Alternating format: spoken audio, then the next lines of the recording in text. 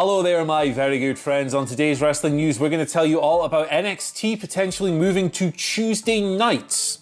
A match on Raw draws massive praise from WWE management.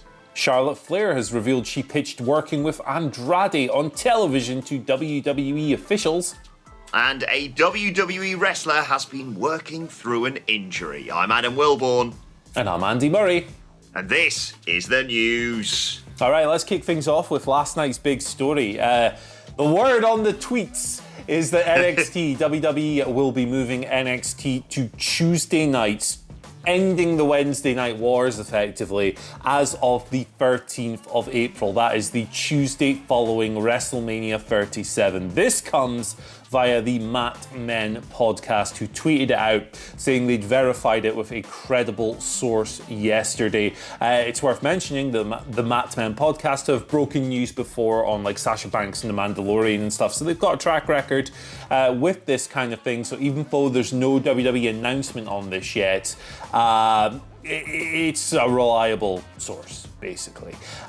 This is, there's so much to pick apart with this story. The gist of it is very simple, one show moving from one night to another, but it's something that has been in the conversation for a long, long time. I think it was really pushed to the forefront last year when Dynamite and NXT both had to move nights for various reasons across late summer, early fall, and we saw significant increases in viewership and the key 18 to 49 demographic for both shows. AEW breaking 1 million for the first time since the first few launch weeks, and NXT did really well as well. So that's obviously the clear benefit of this. The lack of head-to-head competition means more live viewers, means more viewership, means more people watching the product in the moment on Tuesdays and Wednesdays. There's all kinds of other elements to this as well. Obviously, AEW announced that they would be airing on cable on Wednesdays before NXT. NXT then moved from the network to USA.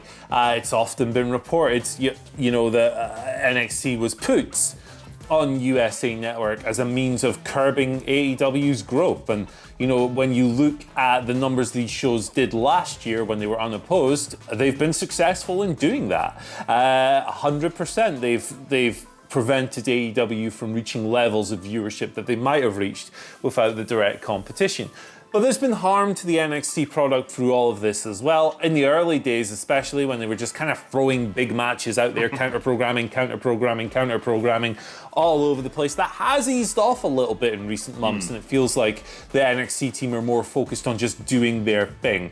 But I don't see a real downside to this for these two promotions. I think it's all good as far as AEW and WWE are concerned. Look, NXT hasn't finished above AEW in the cable rankings and cable rankings are 18 to 49. Since the 18th of December 2019, it's not been a war for a long time. They're going to benefit, AEW are going to benefit.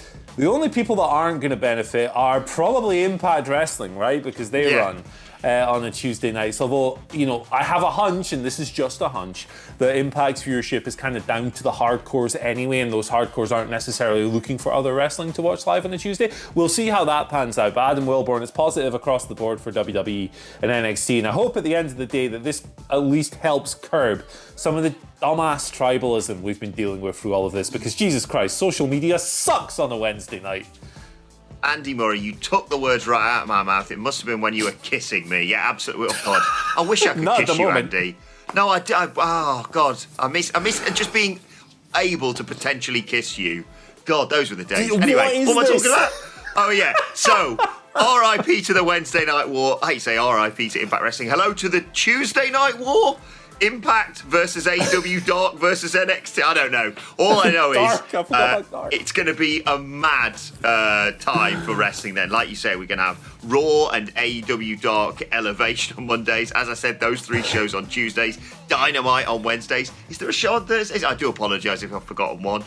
Thursdays and Fridays, of course, SmackDown, and then pay-per-views and all that madness at the weekend. It's a really good time to be a wrestling fan, in my opinion. Yeah. And like you say, first and foremost, oh my God, stop the arguing, I can't take it anymore online. And secondly, like I say, I think it's going to be beneficial for both shows. It's going to be interesting to see in the first year, I say, not first week or month or whatever, first year unopposed, what happens to AEW Dynamite and their numbers. Same with NXT. I've much preferred NXT since they seemingly gave up on like trying to hot shot matches together. I mean, they are doing a Women's Tag Team Championship match tonight on the night that Shaq and Tully Blanchard are wrestling, of course. But for the most part, I just like the fact that they went back to just worrying about themselves. Don't chase the opposition, chase the dream, all that bollocks. Just making a good NXT show rather than going, someone from Raw's going to show up because we need a rating and we'll put the title on Charlotte Flair when it's blatantly obvious we should have kept it on Rhea Ripley. Enough of all that. This is the best thing for all involved, in my opinion. And it was fun while it lasted, but I'm glad it's over. Yeah, me too, man. It's going to be a lot more of a pleasurable coverage experience for a lot of us in terms of workload, selfishly, on a Thursday here in the UK when we cover these shows. And I'm really looking forward to hopefully just people being nicer to each other on social media. That would be really good, because wrestling wars can be a lot of fun, but not when you act like a dickhead. So less of that would be good, but I'm looking forward to this new wrestling schedule. Yeah, it'd be nice, like you say, to not have to wake up at ridiculous o'clock on a Thursday morning to cover all the wrestling that goes down. And maybe Michael Hamflett won't make himself ill anymore by staying up because he's a bloody idiot. Watching both shows. Anyway, great stuff. Let us know your thoughts, but be nice in the comments section below. And we'll talk a little bit about Monday Night Raw now, with the match actually receiving a whole host of praise from Raw this week, and that was, of course, Nia Jax versus Naomi. An absolute classic for me. No, of course not. It was Drew McIntyre versus Sheamus. I thought this was spectacular. 20 minutes, really hard-hitting stuff. I mean, as I said beforehand and afterwards, why wasn't this on Fastlane? Why not put it on a pay-per-view? They've had all this build and they just sort of seemingly blew it off in the chamber and here without ever really getting their one-on-one pay-per-view match. Got to feel a little bit sorry for Sheamus. But great report from Fightful Select saying that, fans online loved it, critics loved it, and WWE officials, arguably most importantly for those two guys, really enjoyed it as well. Sheamus is getting loads of praise recently. Some big performances in recent weeks on TV and, of course, in the chamber match as well. And allegedly, the match was generally kind of called in the ring rather than being planned out in advance. These two guys, I mean, they've been friends for years. You know that they probably know each other very, very well inside the squared circle. But nice to hear some people getting credit for something great on Monday Night Raw for once. Yeah, it was a pay-per-view caliber match, really, on this week's episode of Raw. Really good stuff. Almost had the feel of a takeover match in the way the momentum kind of swung back and forth and the drama transferred from one man to another. It was great stuff. It's good to hear it getting the praise it deserves.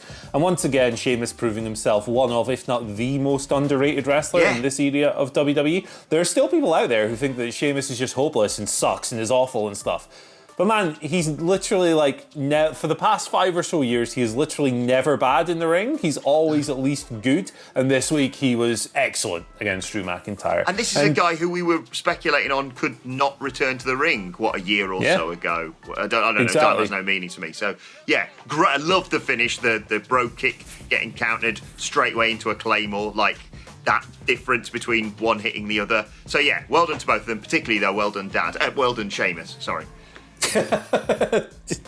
Charlotte Flair and Andrade, right? They're a thing. They love each other like WWE officials loved that match. There's your link. Good. She's been interviewed by TV Insider talking about her recent appearance on Punky Brewster. I don't even know what that is. But also interviewer Scott Fishman brought in a number of other questions relating to her pro wrestling career, because how the hell could you not? One of them was, hey, so, you and Andrade, you're a real life couple, you're fiancé, you're engaged to be married. How would you feel about working with each other on screen? And Charlotte answered with the following. I've actually pitched that. I would be very much open to that. I've done a lot in my career, but nobody has seen me in an on-screen relationship or in that light. I can come across cold on TV. So they've been together since 2019. They've been engaged since 2020. I think they announced it on New Year or something like that. But they've never been an on-screen couple before. Andrade's currently off TV. He had surgery in October. No word on when he'll be back, but this could be a good way to reintroduce him. He has struggled for direction a lot over the past 12 months in particular, and I think this could benefit him greatly. Yeah, it could benefit both of them. I'm always worried when they pitch potential relationship angles because it's only heading one way with Vince McMahon at the helm. But I do think it could help both guys. Andrade to re-establish himself as he is a championship caliber wrestler, and like you say, just show a different side to Charlotte Flair. Maybe I'm into this, And just to let you know, Andy, Punky Brewster, I think, is the American version of Bernard's watch. Right, okay, let's move on to the final story of today and reveal that it is Mustafa Ali who has been working through an injury. He revealed as much on Twitter yesterday. He was asked, what was your biggest frustration and how have you adapted to it? And he said, it's right now, actually, wrestling with a torn PCL is incredibly frustrating. That is, of course, the posterior cruciate ligament in the knee. It, as we all know, connects the thigh bone to the shin bone. I genuinely didn't know there was other CLs other than the MCL and the ACL, but this sucks. Mustafa Ali's great. Hopefully he won't have to have time off. Hopefully he won't have to have surgery. And hopefully, as the message comes from all of us here at WhatCulture, he recovers from that very soon because he's mint, Andy. Yeah, absolutely. The PCL is my fourth favourite CL after the ACL, the MCL, and CL Smooth. So hopefully Ali's not struggling too much with this. Hopefully it's something he's able to recover from while still wrestling. Pro wrestlers are tough. They work hard all the time. I just hope it doesn't mean time off TV for the guy because he's... when I heard that he was working with an injury, when I saw this morning, I initially thought, well, it must be his back from carrying Retribution for all this time. But I just hope the guy's doing okay and we don't need to see him off our TV because I love Mustafa Ali. Sorry, I'm terrible with the pronunciation, but there we go. He's great. Get well soon, mate. Right, let's move on to your Twitter questions. At WhatCulture WWE, of course, if you want to get in touch with us. Stephen Gurney starts us off, says, hi guys, with all the celebrities linked with WWE and AEW at the moment, what match would you book from celebs who've wrestled before? I'm going Stephen Amell versus Pat McAfee. I mean, there's only one match that could really, you've gone for maybe the two most natural celebrities in wrestling ever there, which is great. That's a great shout. Pat McAfee is awesome. Stephen Amell was really good as well. I'm going to go a completely different route. I'm going Snooki versus RoboCop. There we go. RoboCop was in WCW. Snooki wrestled at WrestleMania. There we go. It's a dream match for someone, I'm sure. Yeah. I want to book one of the Gremlins in a match now, don't they?